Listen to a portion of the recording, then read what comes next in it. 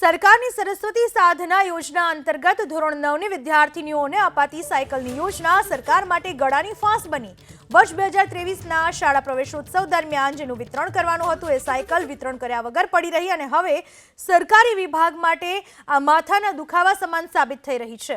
શાળાઓના મેદાન અને અન્ય ઠેકાણાઓ પર કાટ ખાતી સાયકલોના નિકાલ હેઠળ વલસાડ જિલ્લા શિક્ષણાધિકારીએ પરિપત્ર કર્યો, જેમાં સાયકલોનો નિકાલ કરવાની જે તે એજન્સીઓને તાત્કાલિક સૂચના આપી કરેલી કાર્યવાહીની જાણકારી પહોંચાડવાનો પણ પત્રમાં ઉલ્લેખ કર્યો।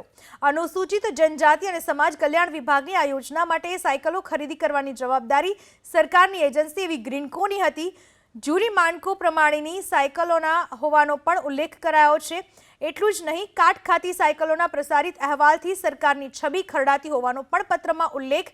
ત્યારે મોટો સવાલ એ છે કે આખું વર્ષ પૂર્ણ થવા છતાં દીકરીઓને સાયકલ કેમ ન પહોંચી અને હવે નવું શૈક્ષણિક વર્ષ શરૂ થયું છે ત્યારે ધોરણ 9માં અભ્યાસ લઈ રહેલી દીકરીઓને સાયકલ ક્યારે અપાશે તેની ચિંતા ક્યારે થશે?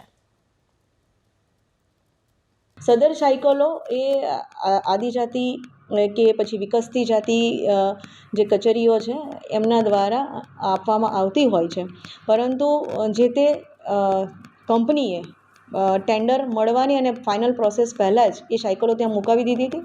એમનું ટેન્ડર કે જે મંજૂર ના થતાં હાલમાં એનો કોઈ યોગ્ય નિર્ણય આવેલ નથી, પરંતુ આ શાળાઓ અમારા કેમ્પસમાં હોય જેથી તાત્કાલિક ધોરણે મુશ્કેલીઓ માટે જણાવવામાં આવ્યું છે।